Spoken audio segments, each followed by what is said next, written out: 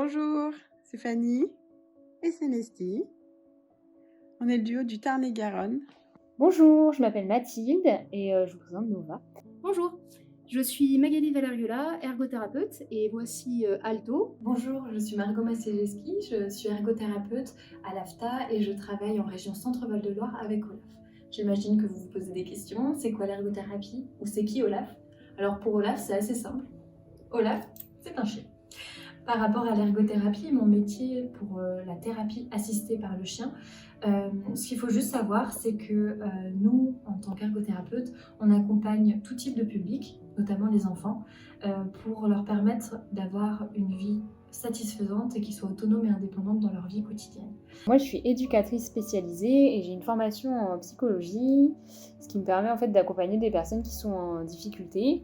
Je les accompagne dans le développement de leur capacité d'autonomie, de socialisation, d'intégration,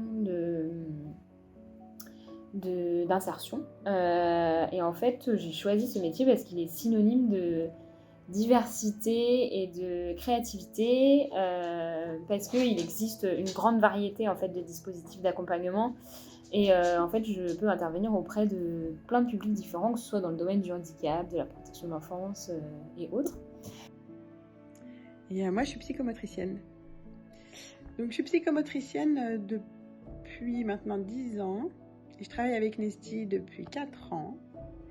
J'ai choisi ce métier parce que j'étais particulièrement sensibilisée au handicap et notamment auprès des enfants. Et j'avais envie de travailler sur l'équité, le fait d'avoir une chance pour tous.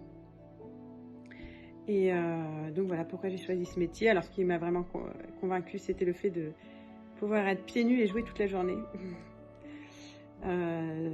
Et avec Nesty, alors ce qui est vraiment intéressant dans mon métier avec Nesty, c'est le côté ludique, dans le sens où les enfants avec qui je travaille, au bout d'un moment, souvent, ils vont se lasser, ils vont plus comprendre pourquoi ils apprennent autant, pourquoi ils doublent leurs efforts par rapport à un autre enfant.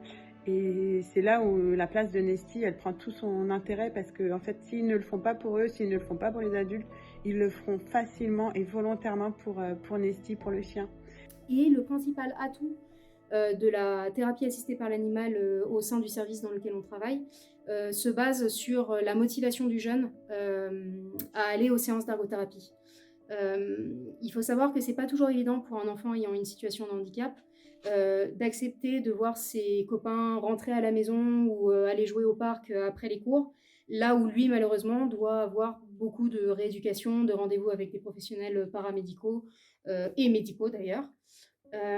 Donc toute l'idée de la TERA, c'est vraiment de faire en sorte qu'ils passent un moment très agréable et qu'ils se disent juste « chouette, je suis pressée d'aller en ergothérapie pour jouer avec Alto et passer un bon moment », et qu'ils mettent un peu de côté l'aspect du travail et de devoir aborder leur situation de handicap plusieurs fois par jour, quoi. Et je travaille avec Nova auprès de divers publics, notamment auprès des enfants, en protection de l'enfance et en protection judiciaire de la jeunesse.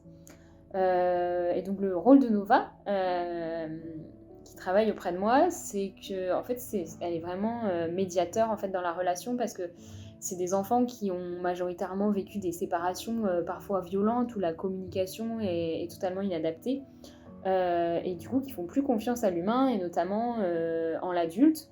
Donc Nova permet de recréer en fait un climat de confiance où on peut échanger, où on apprend et on réapprend à communiquer de manière adaptée pour se faire comprendre du chien et pour se faire comprendre de l'autre et inversement.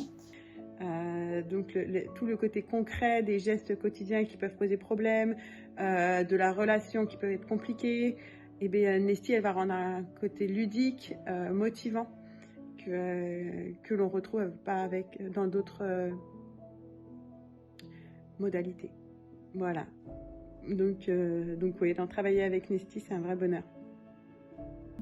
Donc les objectifs de rééducation peuvent être assez variés, que ce soit au niveau moteur, que ce soit au niveau cognitif, pour la communication par exemple. La présence du chien est assez aidante Rien qu'au niveau sensoriel, ça permet aussi d'avoir une source de chaleur, quelque chose d'assez réconfortant en séance. Et ça permet aussi, par rapport à la relation qu'on peut avoir dans le soin avec l'enfant, que je ne sois pas considérée forcément comme une soignante, mais plus la propriétaire d'Olaf. Et ce qui amène vraiment une relation qui est plus simple, plus ludique. Dans la rééducation, ça aide énormément dans l'implication de l'enfant. Donc voilà, il y a quand même beaucoup de choses qui sont assez positives. Il y a beaucoup moins de troubles du comportement, par exemple, chez les enfants, quand il y a la présence du chien. Ça permet vraiment d'apaiser l'enfant et de l'impliquer, comme je disais tout à l'heure, à son soin. Merci de m'avoir écoutée. Au revoir.